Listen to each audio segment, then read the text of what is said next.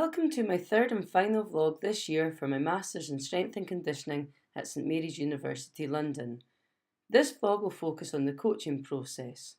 So for this vlog, I have videoed myself during a complete coaching session, and having watched the video and reflected upon my coaching behaviours, I have then identified a behaviour that I think I could improve.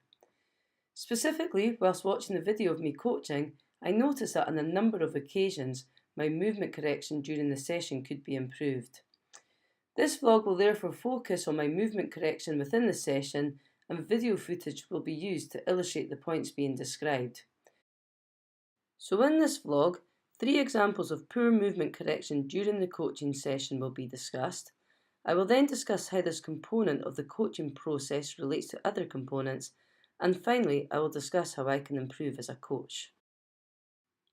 So this is my videoed coaching session. First of all, I think it's important to give a short background on the actual coaching session. This session is for athletes who have been identified by their sports governing body as having potential, so receive strength and conditioning support from the Sports Scotland Institute of Sport. I am currently in the Sports Scotland Institute of Sport Physical Preparation Coach Mentor programme, so during these sessions I coach the athletes under the supervision of my mentor, who is a UKSCA accredited coach. When the athletes arrive, they sign in, then warm up. In the video at the moment, there are 2 badminton athletes, their technical coach and my mentor. The male badminton athlete has a conditioning session on the bike before his resistance session. Once a week after the athletes have warmed up, we measure their height and weight, and then they perform 3 counter movement jumps measured by OptoJump. This was the first time that I realised whilst watching the video of me coaching that my movement correction could be improved. Here we see the athlete perform his counter movement jumps. Listen to my feedback. Okay, Ian, when you're ready. 27.2. Just give yourself 30 seconds rest.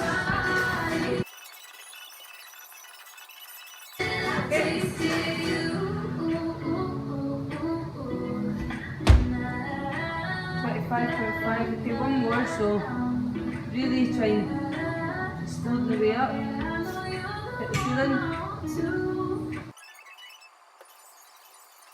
Okay.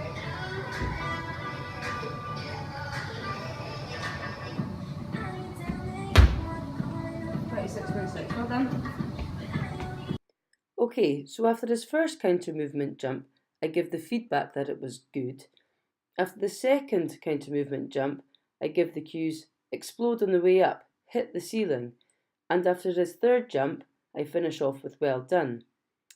However, a counter movement jump of 27.2 for this age and stage of athlete isn't really that good.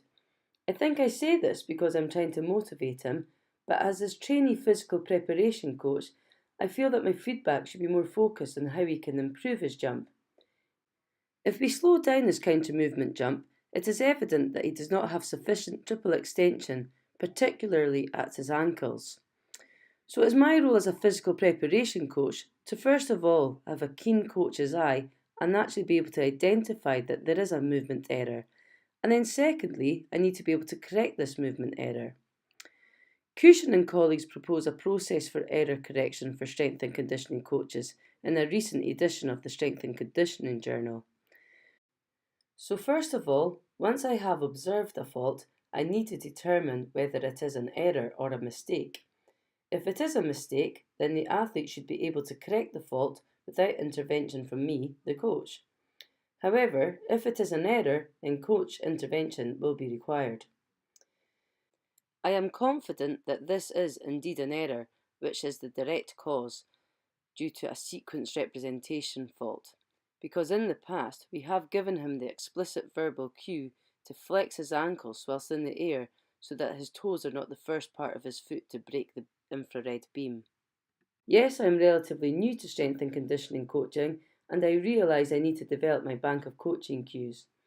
I should be giving him cues such as jump as high as you can, have rapid triple extension of your hip, knees and ankles. These are examples of good explicit verbal cues that should help him improve his performance. The next time within my session that I noticed my movement correction needed improvement was during the athlete's clean. As you can see from the video, his movement requires correction, but before I can even consider applying Cushion and colleagues' process for error correction for strength and conditioning coaches, I need to be able to identify what the movement error is in the first place. I feel I need to improve on my knowledge of the technical models of some of the lifts so that I am able to identify the movement error and then apply Cushion and colleagues' process for error correction.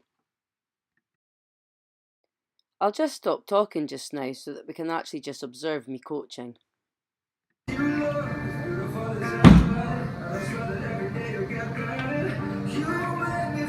chest up and out, good.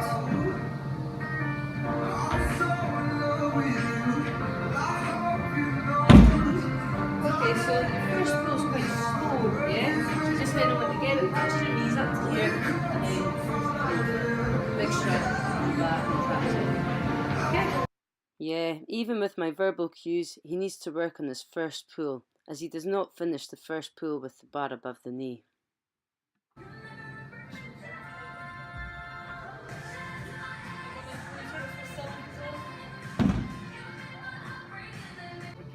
The final example that I will discuss regarding my movement correction needing improvement was during the athlete's back squat. Okay, big chest.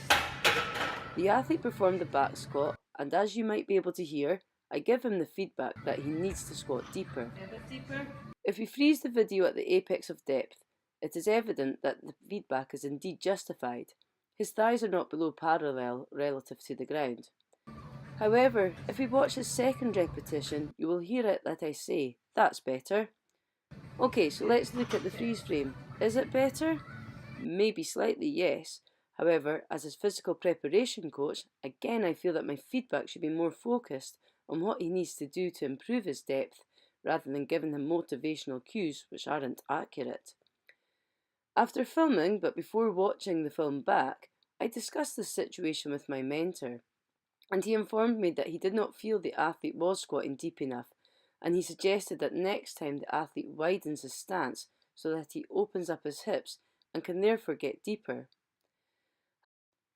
Throughout this vlog, I have concentrated on improvements that I need to make with regards to my coaching behaviour, specifically when correcting movement during my coaching sessions, and I have identified this as the result of reflecting on and indeed watching the video of my session. However, I feel it is important to recognise how this component of the coaching process relates to other components. For example, as well as our coaching behaviours, our coaching philosophy and constraints of the programme are other factors that influence our coaching. I am a relatively new coach within strength and conditioning, and my coaching philosophy is developing over time. How I approach certain situations is changing and developing, and I am beginning to feel more confident in my beliefs as a coach. I like the inclusion coaching style as described by Mostyn, whereby the athlete and coach decide on what is to be learnt and what is to be used, and here you can see me in the video discussing the athlete's programme with his technical coach doing just that.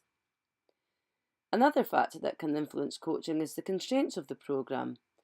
With this athlete, I feel that I have developed a good rapport with both the athlete and his new technical coach, and through our discussions to date, there is no need for me to put aside my own beliefs as our coaching philosophies are closely aligned. I also feel that the coach-athlete relationship is important. At the end of the session, we always say goodbye with a homey handshake, which is less formal than the conventional handshake, and therefore a friendly way to end the session. Okay, to summarise, within this vlog I have looked at the coaching process. I have identified that I need to improve on my movement correction, and I have looked at 3 examples of this within the coaching session. I have discussed how this component of the coaching process relates to other components, and finally I have discussed how I can improve. So these are the references for my vlog. I hope you enjoyed it.